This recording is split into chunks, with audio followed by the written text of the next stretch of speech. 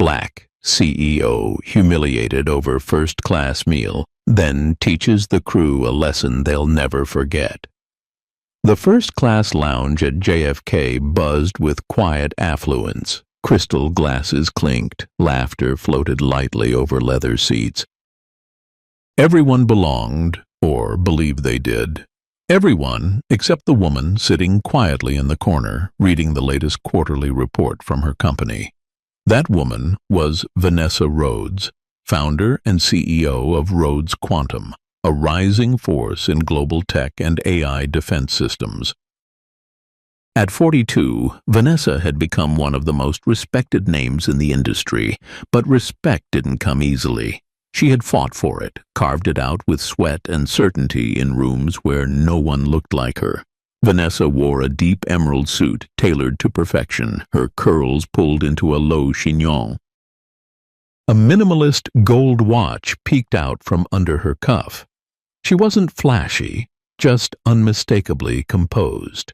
As her assistant messaged her with final updates before the Geneva summit, a soft voice called out, "Ms. Rhodes, we're ready to board. First-class passengers, please."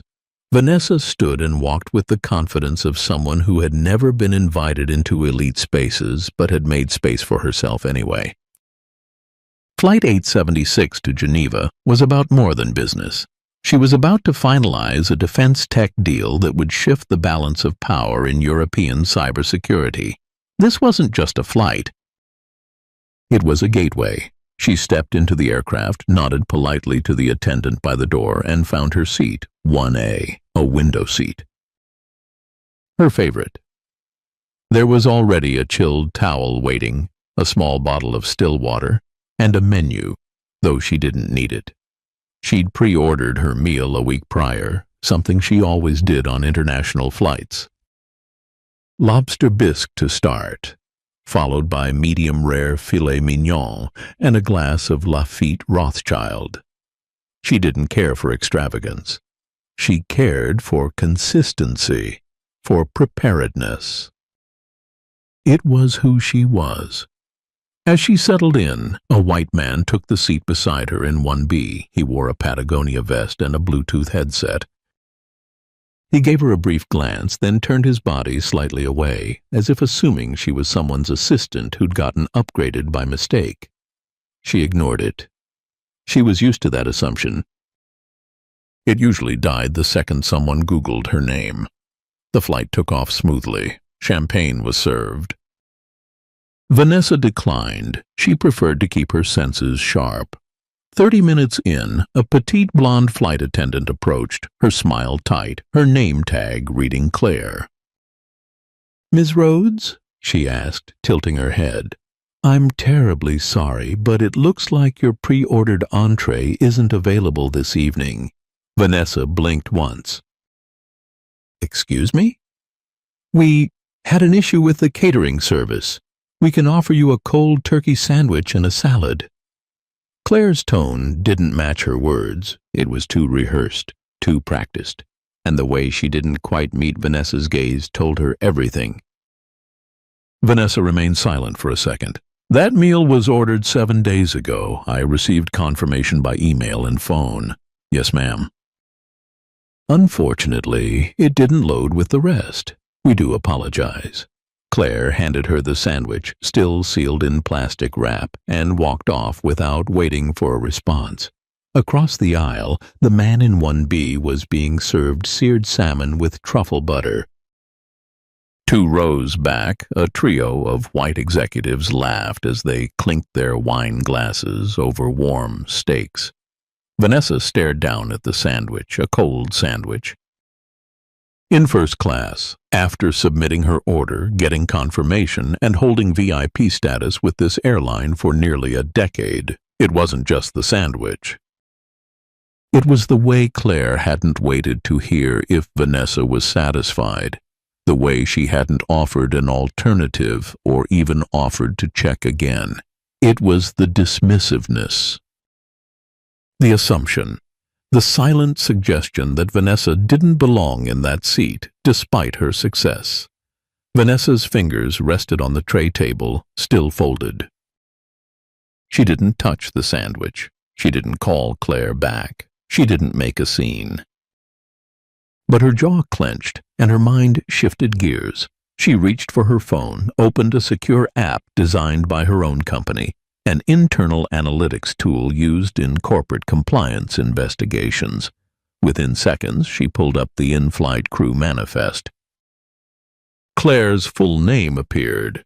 Claire Whitmore, senior crew member, onboard supervisor, 6 years with Altavia Airlines. Vanessa tapped once, then again. Quiet commands.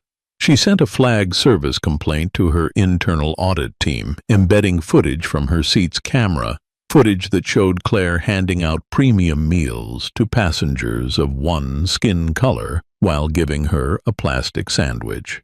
She attached it to a code-red report. Then she slid her phone back into her blazer pocket and looked straight ahead. This wasn't rage. This wasn't panic. This was method. This was strategy. Because Vanessa Rhodes didn't need to shout to teach a lesson, she just needed to be underestimated, and Claire Whitmore had just made the biggest mistake of her career. The hum of the jet engines outside the cabin windows was a constant, low murmur, a mechanical lullaby that usually soothed first-class travelers into submission. But not Vanessa Rhodes. Not tonight. She sat motionless in seat 1A, the untouched sandwich still perched on the tray in front of her like an insult in cellophane. Around her, dinnerware clinked gently. Aromas of buttered asparagus, filet mignon, and spiced lamb wafted from neighboring seats. Glasses clinked again, another toast behind her. No one noticed the woman in the front row who had just been offered a meal better suited for a vending machine. Vanessa's mind wasn't in the cabin anymore. It was working its way backward through years of meetings, briefings, awards, and battles for recognition.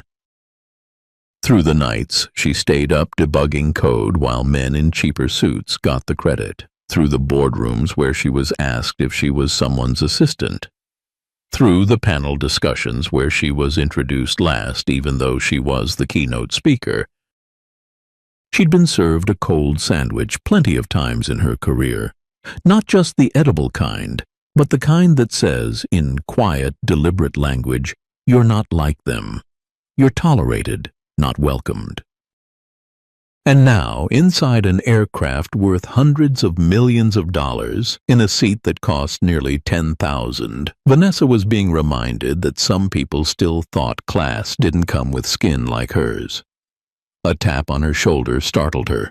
It was the male attendant, early 40s, salt and pepper hair, calm demeanor. His name tag read Marcus. "Ms. Rhodes?" His tone was polite, almost overly careful. "I wanted to check if everything was to your liking." She turned to look at him slowly. "Do you usually serve cold sandwiches to Diamond Elite passengers who pre-ordered a week in advance?" Marcus's face twitched ever so slightly. "I wasn't made aware of your pre-order until just now. Let me check with the galley and see if we don't." Her voice was soft, but it sliced through his sentence. "Don't insult me by pretending this was a mistake." Marcus hesitated, then bowed his head slightly. "I apologize for the experience, ma'am. I'll inform the cabin lead." "No need?" "She already knows," Vanessa replied, her eyes locked onto his. "Claire Whitmore made it very clear that I wasn't a priority. Her words were scripted, but her eyes said everything." Marcus's throat moved as he swallowed. "If there's anything else we can do—" "There is," she said, leaning forward slightly. "You can listen very carefully, and remember this moment. Because it's going to come back to you." He looked like he wanted to ask a question. He didn't. He just nodded and walked away, shoulders a little stiffer than before. Vanessa reached under her seat and pulled out her briefcase. She didn't need to read anything, but she needed the act of preparation. The click of the lock, the feel of paper. Familiar rituals to center her. Her tablet was already awake, open to her encrypted audit dashboard. Her team would be receiving the first wave of flagged service behavior soon: facial recognition tagging, tone of voice analysis, passenger interaction breakdowns. Rhodes Quantum didn't just create cybersecurity systems. It had developed one of the most advanced AI-powered behavioral monitoring platforms for private clients in government and finance, the kind that could detect passive bias in body language long before HR departments caught on. And Vanessa had full access, even in flight. She tapped on the name Claire Whitmore again. A profile popped up. Employee ID, tenure, flight history. More importantly, complaint data. 2 previous incidents flagged by minority passengers, both dismissed as anecdotal. One related to perceived bias during meal service, another citing repeated neglect of call button responses. Both filed, both dismissed, both closed within 72 hours with the same phrase: insufficient evidence to pursue.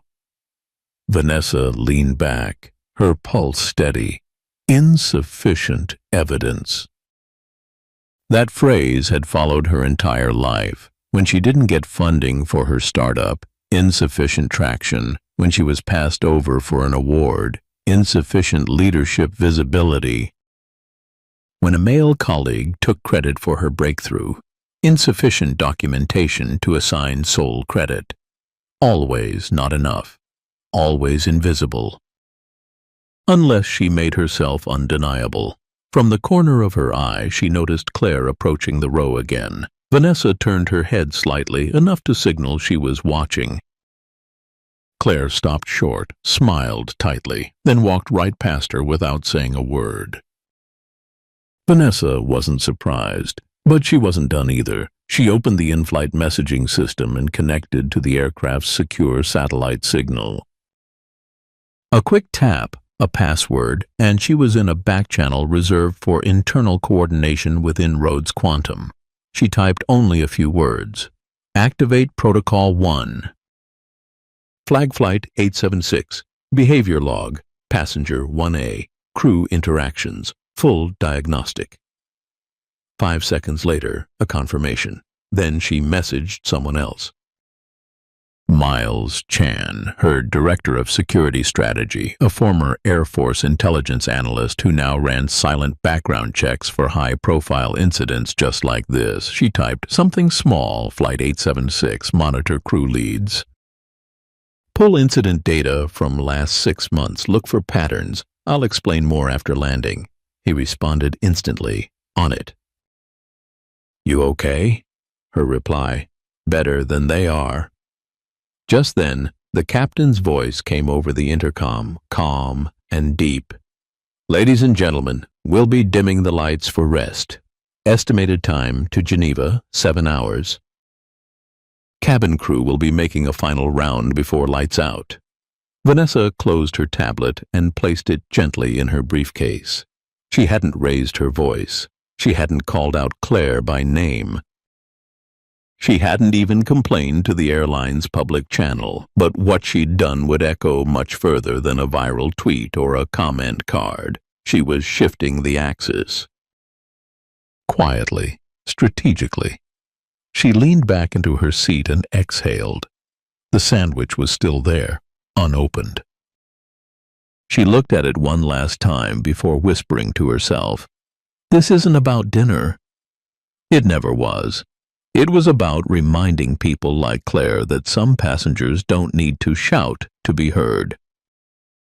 They just need to know how to make the system speak.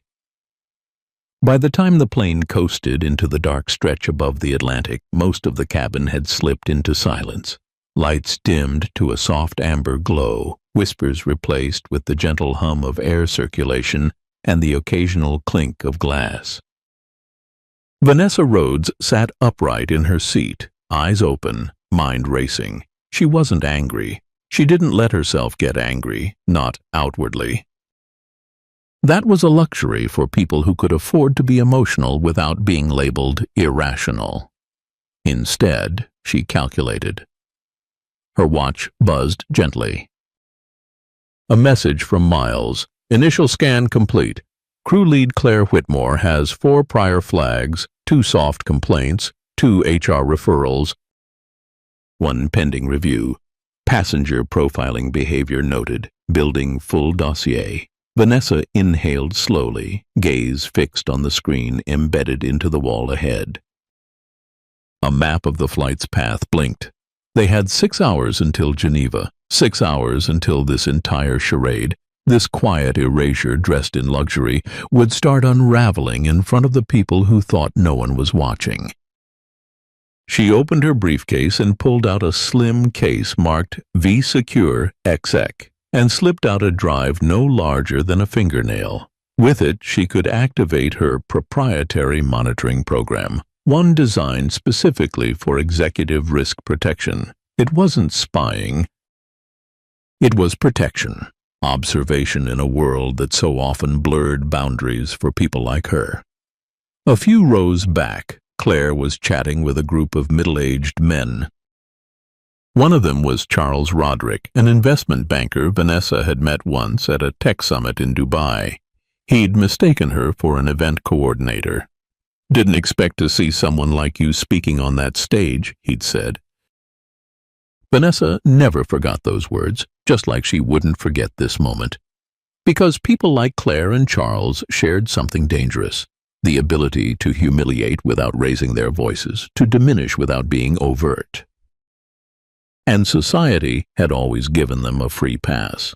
Vanessa's gaze drifted to the call button. She didn't press it.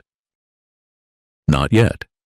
Instead, she tapped her tablet and opened the live behavior capture interface. It ran a facial sentiment scan, analyzing smiles, tone, and response latency from cabin crew based on cabin footage. Her program began flagging anomalies, delayed responses to passengers of color, longer engagement with white passengers, less eye contact with women traveling alone.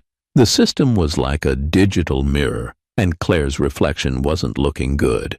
A beep. New flag.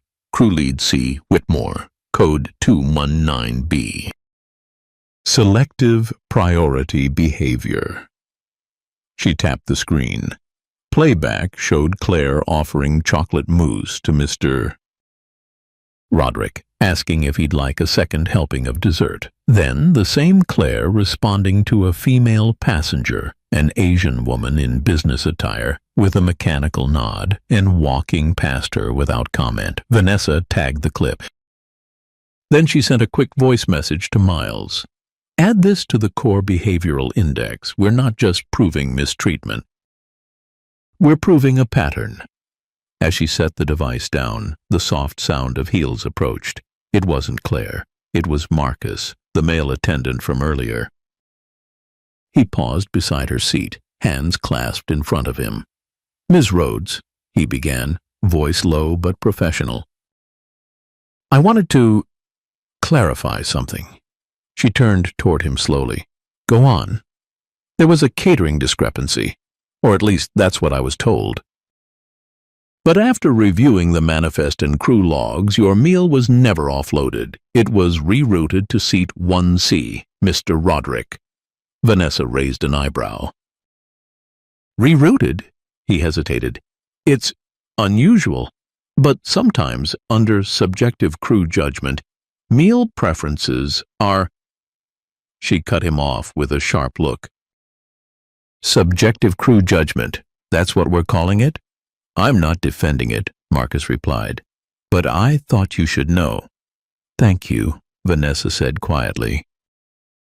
"You've just confirmed more than you realize." Marcus gave a faint nod and stepped back. That was the twist. Claire hadn't simply ignored Vanessa's pre-order. She had reassigned it to someone deemed more appropriate for the experience. A man who had once said she didn't belong on stage was now eating her steak and sipping her wine. Vanessa wasn't hurt, she wasn't surprised, but she was finished pretending this was about oversight. She tapped her screen again and sent a voice memo. "To Geneva legal team, flag this flight." Request full CCTV pull for first-class cabin passenger 1C. Confirm food reassignment. Include timestamp. Behavioral log will follow. Another tap. Another message. To Rhodes Internal, prepare media brief draft for post-landing. Title, First-Class Standards or First-Class Bias. CEO denied pre-ordered meal in favor of white male passenger. Hold for release, pending legal green light. Across the aisle, Mr. Roderick chuckled at something Claire had said. Vanessa didn't look. She didn't need to. She leaned back into her seat again, her face unreadable, the cold sandwich tray still untouched beside her. This time she did press the call button. Claire came over. Yes, she asked, the practiced smile already in place. Vanessa didn't look at her. I'd like my original meal, she said simply. I'm afraid it's been given to Mr. Roderick in 1C, Vanessa said, turning her head now to lock eyes with her. That's what Marcus confirmed, without my consent. Without company policy alignment, and without any regard for the ticket I paid for, the status I earned, or the basic dignity expected in this cabin. Claire's smile faltered. Ms. Rhodes, there must have been. Don't, Vanessa said, raising a hand. Whatever excuse you're about to offer, I've heard it before, and I've recorded everything you've said on this flight. Including the moment you called Mr. Roderick by name while referring to me as ma'am. The flight attendant's cheeks flushed a pale red. Vanessa continued. I won't ask for an apology. That would assume I expected you to treat me right in the first place. I just wanted you to know this won't stay in the air. It's landing with me. Claire stood frozen, unsure whether to speak or retreat. She chose the latter, turning quickly and walking away, her shoulders rigid. Vanessa turned her face back toward the window. The stars outside blinked softly in the dark. She closed her eyes, let the silence fold around her. She wasn't done. Not yet, but the lesson had already begun. Vanessa kept her eyes closed, but her thoughts were sharper than ever. Her mind wasn't resting. It was organizing, filing, connecting. Years of building Rhodes Technologies had trained her to work like this, quietly, relentlessly, without ever announcing the storm. She reopened her eyes and glanced at the untouched tray beside her. The dry sandwich, the lukewarm water, a message disguised as a meal. She reached for her tablet and opened the internal dashboard of Artec's Sentinel Protocol, an executive monitoring suite she had developed for clients dealing with high-level travel security. But tonight, it wasn't for a client. It was for her. The system had already begun compiling passenger interaction data from the past 4 hours of flight. Using audio from onboard mics, visual input from first-class cabin cameras, and emotion recognition filters, it calculated behavioral bias scores. It wasn't magic. It was machine learning built from hundreds of hours of training data fed by real-world patterns. And Claire Whitmore's numbers were lighting up red. Vanessa expanded the timeline and tapped into a short clip from earlier. Claire's voice was heard addressing Mr. Roderick. Would you prefer another glass of the 2011 Merlot, or shall I bring the Malbec from our reserve collection? Vanessa blinked. That wine wasn't even listed on the menu. She fast-forwarded. Another clip. Claire speaking to a younger white woman in seat 2A. Miss Dawson, I've brought a second pillow as you requested, and an extra blanket. Please let me know if your headset is acting up again. She scanned further, then paused. Her own clip. Claire, standing by her seat. I'm sorry, we ran out of your meal option. Here's a chicken sandwich. No offer of an alternative. No eye contact, no pillow, no blanket, no name. Vanessa exhaled. There was a difference between oversight and pattern, and this wasn't accidental. It was embedded, habitual. That was more dangerous than any one insult. She tapped the screen and saved the analysis. Her eyes burned, not from emotion, but from the sharpness of resolve. She was going to make this more than a report. This was going to be a case study. A soft knock on her seat's partition broke her concentration. It was Marcus again, looking visibly nervous. "Mrs. Rhodes, the purser asked me to offer you a drink. On the house." Vanessa gave a small, ironic smile. "They think that makes this better?" "I don't." "But I thought you should know." He hesitated, glancing over his shoulder. "Claire's been in the crew bay, messaging someone. She looked rattled.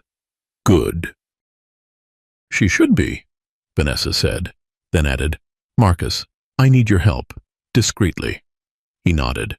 "Record your next interaction with her. On your phone. Don't make it obvious, just capture how she talks when she doesn't think someone's listening." He hesitated, then said, "If it helps make it right, I'll do it." "Thank you." Marcus disappeared again. Vanessa turned back to her dashboard. She composed a secure message to Elena Myers, Artec's legal director, and CC'd Miles. Subject: Request full legal position prep. Incident on flight SX431. Begin compiling admissible evidence of discriminatory service behavior by airline employee Claire Whitmore. Include behavioral pattern analysis, witness cooperation, Marcus West, audio/video capture logs, and service manifest discrepancies. We are building a civil discrimination claim. Potential media exposure and public accountability request to follow. Draft press options, draft settlement demand outline, priority level, red. She hit send. This wasn't just about her seat anymore. It was about the woman in seat 14D who probably hadn't been offered a second drink. The Asian couple in 3A and 3B whose wine orders were forgotten. The silent norm that treated whiteness as VIP and everything else as extra baggage. Across the aisle, Mr. Roderick was still laughing, oblivious. Claire brought him another glass of wine, leaning in a little too closely. Vanessa watched it play out like a scripted performance. Suddenly, Marcus reappeared.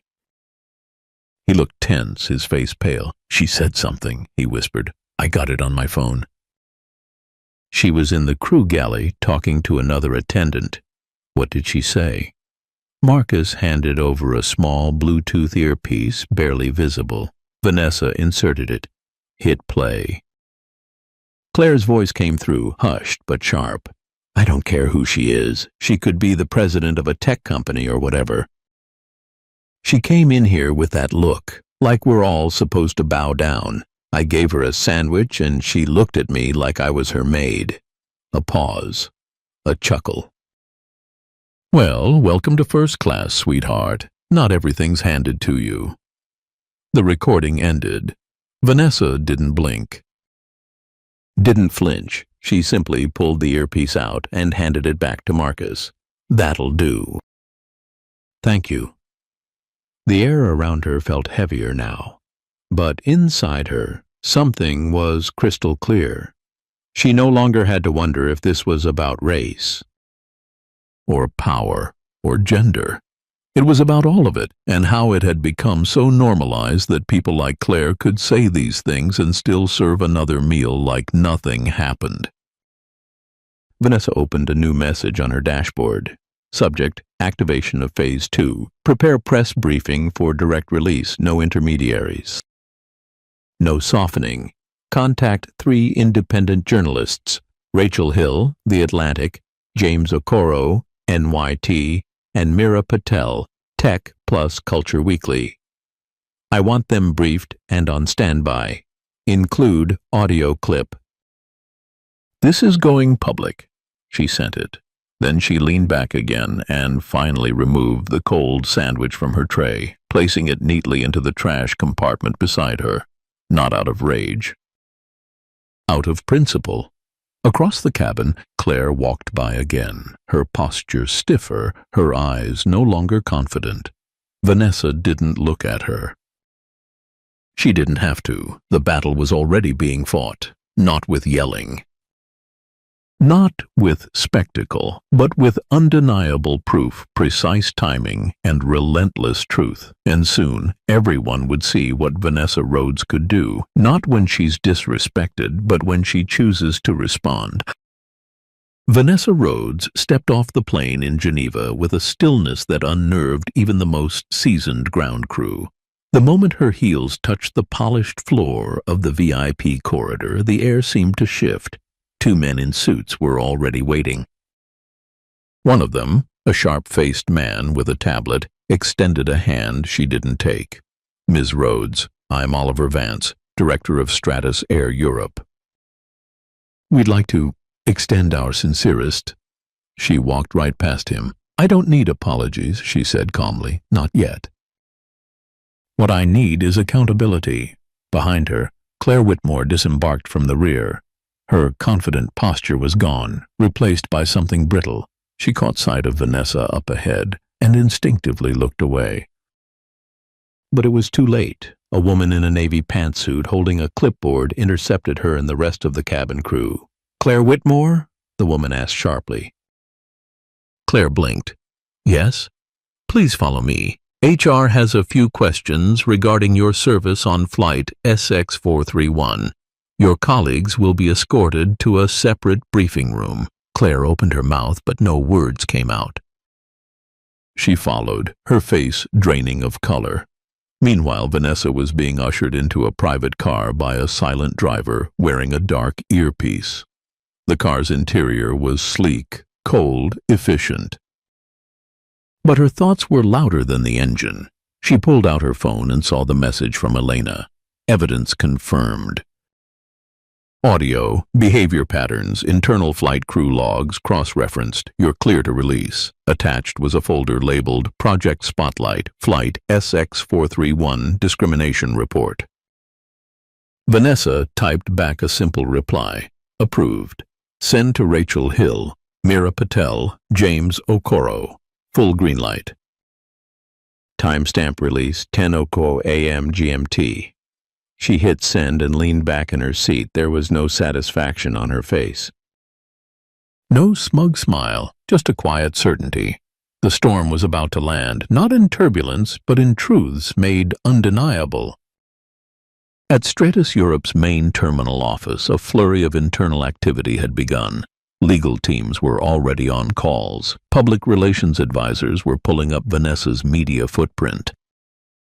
Someone whispered that this wasn't just any CEO, it was that Vanessa Rhodes, the one who had helped draft part of the National Equity in AI Standards Act, the one with congressional connections, boardroom dominance, and an unapologetic sense of timing. Inside a glass conference room, the executive meeting had begun. Charles Hanley, head of Global Customer Experience, was already sweating through his collar. "She has the recording," one advisor whispered. "Which one?" Hanley asked. "All of them. And facial bias recognition data." He sat back in his chair.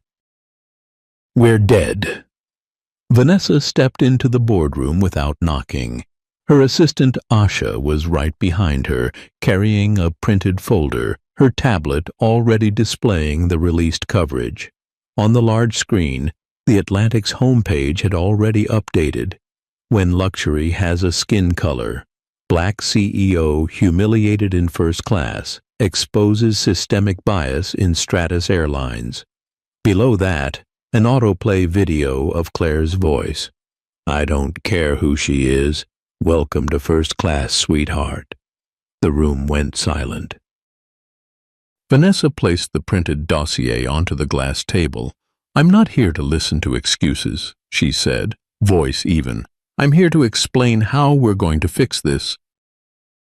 You have one opportunity to do the right thing, not just for me, but for every person who paid for a seat and received a lesson in humiliation instead." Vanessa didn't sit.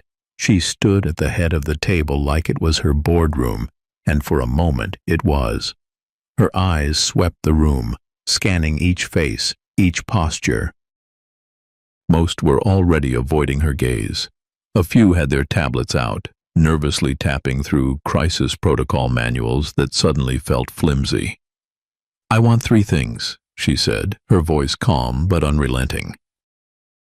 Immediate suspension of the crew members involved, public acknowledgement of wrongdoing, not sanitized PR language, I mean real words, and third, this is non-negotiable, a structural overhaul of your luxury service training program. Top to bottom. Charles Hanley cleared his throat. "Ms. Rhodes, I want to personally say how deeply sorry we are." "I can assure you." She held up a hand. "You don't get to assure me," she said. "You had your chance on that flight." He swallowed hard and nodded. Asha stepped forward and connected her tablet to the room's display. The screen flickered, then showed a time-stamped service log from flight SX431. "May I walk you through what we've gathered?" Asha asked, in the same professional, matter-of-fact tone Vanessa used when closing deals worth billions. The executives nodded, silently. At 7:52 a.m., Vanessa Rhodes, Diamond Platinum status, 14 years of elite membership, was denied her pre-ordered meal, despite the order being confirmed 3 times. At 7:58, the same attendant was recorded serving 3 white male passengers the exact meals Mrs. Rhodes had requested. She tapped again. Claire Whitmore, senior cabin crew, previously reprimanded informally twice for similar discrepancies, but no formal action was taken. Another tap. A grainy clip played from the cabin footage. Claire's face was unmistakable. Her smirk. The way she leaned into the white passengers while barely looking at Vanessa. A murmur rippled across the room. Then Asha showed the results of a tone analysis, the warmth level of Claire's voice when addressing passengers. When speaking to white men, rated friendly professional. When addressing Vanessa, detached cold. "This isn't bias," Asha said. "It's discrimination, dressed in etiquette." Charles Hanley looked visibly shaken. "What happens next?" Vanessa said, her voice softer now, but no less powerful. "Depends on your answer. You can either begin a transformation today or wait until every partner, investor, and customer forces your hand. You already know which will cost you more." She let the words hang in the air. Across the room, someone finally broke the silence. A middle-aged woman from legal affairs leaned forward. "I agree with Ms. Rhodes. If we delay addressing this head-on, the fallout will extend beyond PR. There's legal exposure, financial liability, cultural collapse," Vanessa added, cutting in. "Don't forget that one." "You've built a service empire on elegance, not exclusion. But the truth is, your elegance has limits. I met one of them at 30,000 feet. Hanley sighed. "You're right. You're absolutely right." Another executive leaned forward. "If we grant you full oversight, would you be willing to work with our internal teams? Rebuild the luxury experience from a lens of equity?" Asha smiled faintly. Vanessa's eyes narrowed, but not from suspicion, from strategy. "I'll consider it," Vanessa said, "but only if you stop thinking this is about me. You embarrassed a symbol, but you've humiliated a system. Let's fix the latter." She stepped back, allowing the weight of her words to settle over them. At that exact moment, Asha's phone buzzed quietly. A live news update appeared on the screen behind them without prompting. Breaking. U.S. Transportation Ethics Board calls for formal review of luxury airline practices after discrimination allegations. The room went dead silent again. Vanessa nodded once and turned toward the exit. "This is just the first lesson," she said. "What comes next? That depends on whether you've learned anything at all." Vanessa stepped out of the boardroom and into the hallway like a storm front moving through clear skies. She wasn't angry. She had passed that stage hours ago, somewhere over the Atlantic, somewhere between that cold sandwich and the silence of everyone around her. No. What pulsed through her veins now was something deeper, precision, and she was ready to use it. Asha trailed beside her, tablet tucked under her arm like a scalpel in the hands of a surgeon. "The first press leak is already out," she said. "They're running with the headline, 'Black CEO Denied First-Class Service.' Airline responds with promises. Neutral, but spinning fast." Vanessa's lips tightened. "Let it. We're not here for pity. We're here for policy." Downstairs, the lobby of the corporate tower buzzed with nervous energy. Security guards stood a little straighter. Receptionists whispered behind their desks. It wasn't every day a woman like Vanessa Rhodes walked in unannounced, dropped a digital dossier on a table, and made a Fortune 500 company pivot mid-flight. But upstairs, in rooms she'd just left, that pivot was now in motion, and outside those walls, the world was beginning to watch. The first wave came by mid-afternoon. A subtle, almost whispered PR release from Stratosair's comms department posted to their Twitter and LinkedIn channels. It read like every other generic statement: regret, review, commitment to excellence. Vanessa read it and scoffed. "They think they can run this like it's turbulence," she said, tossing the phone to Asha. "Give it 24 hours. I'll give them a real storm." And she did. By midnight, 3 independent whistleblowers, former Stratus flight crew members, had submitted their anonymous statements to a well-known equity watchdog group. All 3 described nearly identical patterns of subtle passenger filtering, a process in which minority passengers were deprioritized for service under the guise of load balancing. None of it was written into policy. All of it was systemic. Asha had seen enough. She uploaded the compiled testimony to a secure portal, and within an hour the watchdog group published a public report titled "Elegance or Exclusion: A Hidden Culture in Luxury Skies." That's when it broke. Mainstream news outlets picked it up like it was wildfire. CNN ran a panel about covert racial bias in elite services. MSNBC did a segment on Vanessa's career and how she'd turned a minor offense into a movement. Fox News, predictably, tried to downplay it, calling it an overreaction from a hypersensitive corporate elite.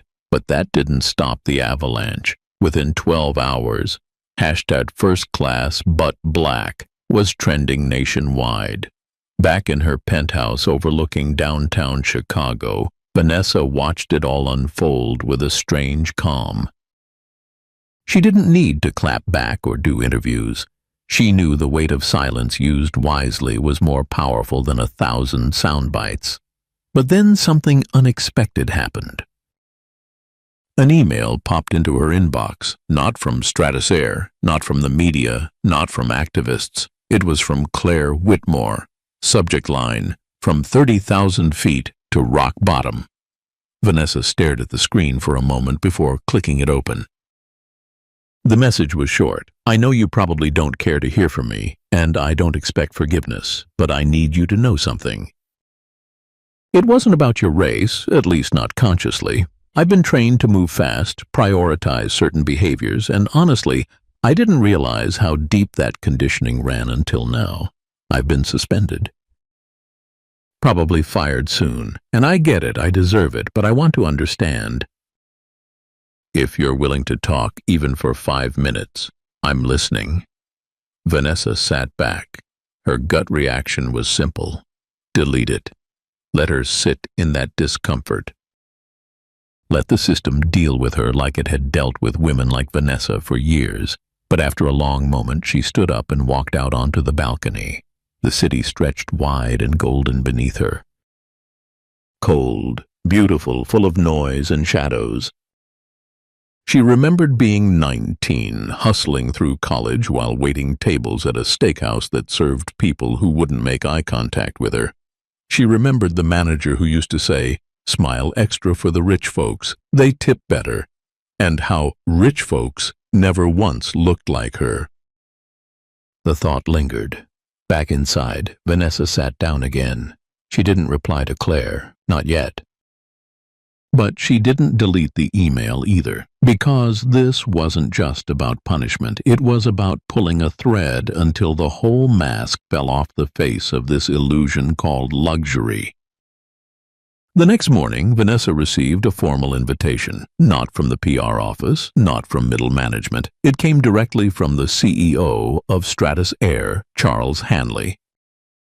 The letter read, "We have failed, not just you, but an entire class of customers who've built empires, led change, and still had to prove their place. I want to do more than apologize.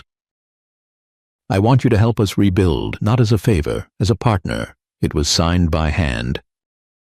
No scanned signature, no intern-drafted language. Vanessa passed it to Asha and didn't speak for a full minute. Then, with that calm fire only she knew how to hold, she said, "Get me a quiet room, no cameras, no microphones. I'll speak, but only once." And just like that, the CEO they tried to humiliate over a cold sandwich was about to deliver the most scorching truth of their entire brand's history, one that no one would forget and no one could ignore. The reckoning had only just begun. The private conference room at the top floor of the Stratus Air headquarters in New York wasn't meant for public view. It was a room usually reserved for high-level investor negotiations, contracts worth billions, or quiet damage control conversations that never left the glass walls. But that day, it hosted something far more unpredictable: the truth. Vanessa sat at the far end of the room, a glass of water untouched beside her, her posture poised yet relaxed. She wore a slate-gray suit, not overly flashy, but not humble either. Just like her presence, it didn't beg for attention, but no one in the room could look away. Across from her sat Charles Hanley, CEO of Stratus Air, flanked by 2 executive board members and the company's head of legal affairs. Behind them, muted on a projection screen, were 4 regional directors tuning in remotely from London, Dubai, and Singapore. No camera crews, no press releases, just people who knew they had something to answer for. Charles began cautiously. "Ms. Rhodes, I want to thank you for agreeing to meet with us. What happened aboard Flight 347 was unacceptable. Our internal review confirms that protocol was violated." "I don't need an apology," Vanessa interrupted, her voice low but firm. "I've had those before. They always come with the same flavor, hollow, well-intentioned. But ultimately, forgettable." The room fell still. "I'm here," she continued, "because you asked me to be, not as a token, not as someone to clean up your brand image. If we're going to talk, we're going to do it without sugarcoating." Charles gave a slow nod. "Agreed." Vanessa leaned forward slightly. "The flight attendant who served me, the one who said it happens all the time when I questioned why my pre-ordered meal was missing, her name was Claire Whitmore. She wasn't the beginning of the problem. She was just the latest face of it. What I want to know is how a company with billion-dollar valuation, international reach, and top-tier standards allowed someone like her to rise through the ranks for years with multiple flagged reports." The legal officer spoke, her voice carefully measured. "Our internal system was not designed to detect nuanced bias. Most complaints were dismissed as customer dissatisfaction, not behavior-related." Vanessa raised an eyebrow. "Then your system was designed to fail. Let me be clear, what happened on that plane was not just about a meal. It was about how invisible people like me become even after we've done everything right." Even in seat 1A, she let the silence stretch. Then she delivered the twist they weren't expecting. "I have no intention of suing you," she said. "That's what your legal team has been preparing for, right? A lawsuit, a settlement. You think I'm here to collect a check and walk away?" One of the board members shifted uncomfortably. Vanessa continued, "But if I did sue, I'd win, and it wouldn't cost you just money. It would cost you trust. Customers don't fly with brands that remind them they're not welcome." Charles sighed.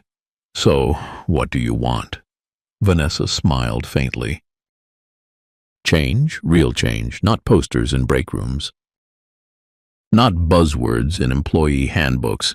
I want to rewrite your crew training program from the ground up." One of the regional directors on screen spoke, skeptical. "With all due respect, Ms. Rhodes, you're a tech CEO, not an expert in aviation service." Vanessa didn't flinch. "True. But I am an expert in system design. I built a security platform that protects 12 governments from cyber threats. I understand how systems are built, how culture is coded into protocols, and how silence becomes part of the architecture. I can break that." The man on screen didn't reply. Vanessa turned back to Charles. "You want me to help you fix this? Then let's do it publicly. I don't want to be your secret consultant. I want full transparency, a public partnership, the first luxury airline to address service bias with real action. You let me build it, you put it in place, then you let the world watch you live by it." It was bold, risky, but undeniably powerful. Charles looked at his legal officer, then at his board members, then back at Vanessa. "Give me 24 hours. You have 12, she said, rising from her chair. "If I don't hear back, I walk, and I'll take my story with me.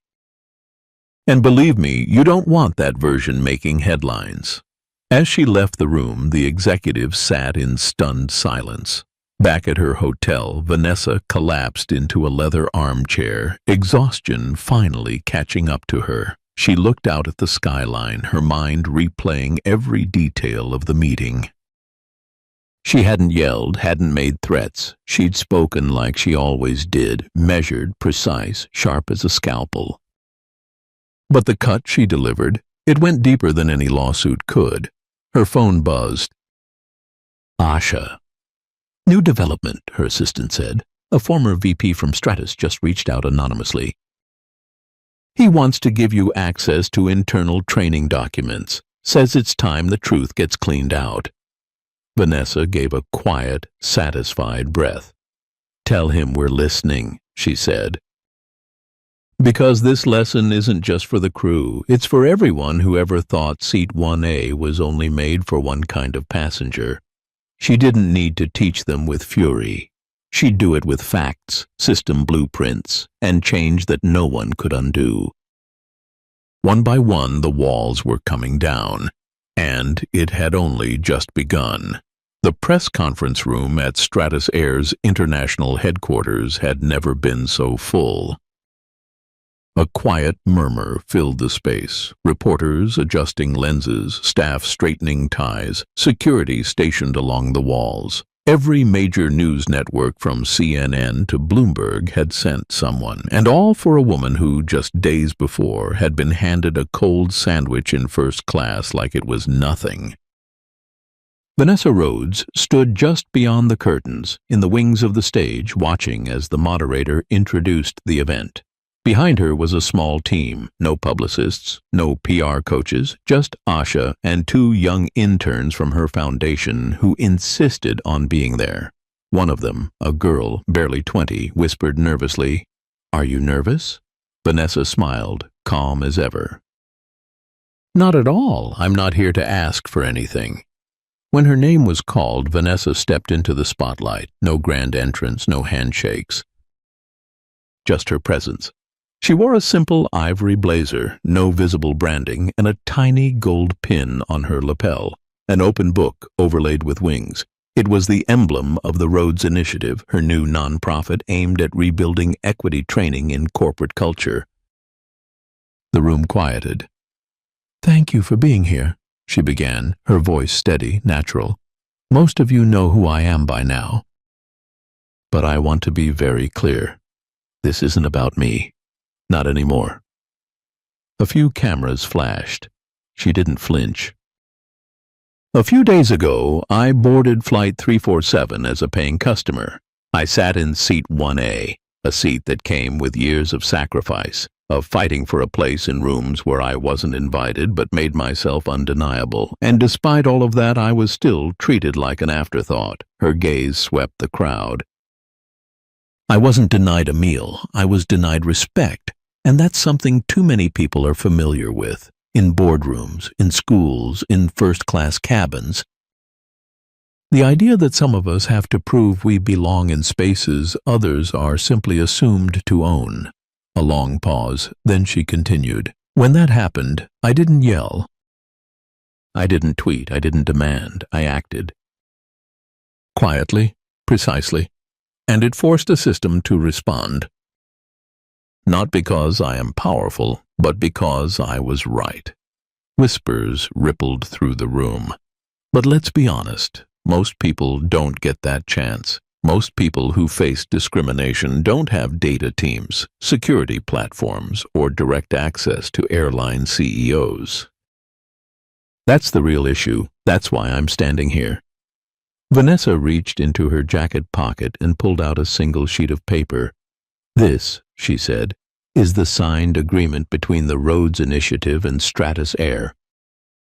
It makes our new training and oversight program part of their official operations globally, and it begins with the acknowledgement that discrimination doesn't always shout. Sometimes it whispers, shrugs, avoids eye contact, and that too has consequences now. The CEO of Stratus Air, Charles Hanley, rose silently from his seat at the side of the room and joined her on stage. He didn't speak. He didn't need to. He simply stood beside her, nodded, and placed his signature on the digital screen being projected behind them. Vanessa turned back to the crowd. I didn't want an apology. I wanted change. And this is only the beginning. Applause erupted. Not loud, not explosive, but genuine, respectful. After the press conference, as the room cleared, Vanessa remained behind with her small team. Asha approached with her tablet. You've got hundreds of messages already. Social media's exploding. Hashtag Seat 1A is trending again, and there's a note from the White House. Vanessa raised an eyebrow. What kind of note? An invitation, Asha said, grinning. They want you to advise the new Equity in Transportation Initiative. Vanessa didn't smile. Not yet. Instead, she glanced down at the empty seat in the front row. The same place where Claire Whitmore had once stood, all smugness and entitlement, now replaced by something else entirely. Silence. Let's take our time with that, she said. Real change doesn't happen overnight. Later that evening, Vanessa walked alone through JFK's Terminal 4. She passed rows of travelers, some laughing, some arguing over boarding passes, others hunched over phones or tugging at restless children. None of them recognized her, and she preferred it that way. As she moved toward Gate B-19 for her next flight, this time to Los Angeles, she noticed something subtle, a new plaque near the first-class check-in. It read, "Respect is not a class, it is a standard." Below the line was a QR code linked to the new Rhodes program for service equity. Vanessa paused for a moment, touched the plaque gently, and then proceeded toward security. She didn't need anyone to announce her. She didn't need another podium or another spotlight. Her work would travel with her, not because of her name, but because of the movement she had sparked. And for the first time in a long time, she didn't feel like she was still fighting for a seat. She felt like she had opened the door. As the wheels of the plane lifted off the runway, the sun dipped below the New York skyline.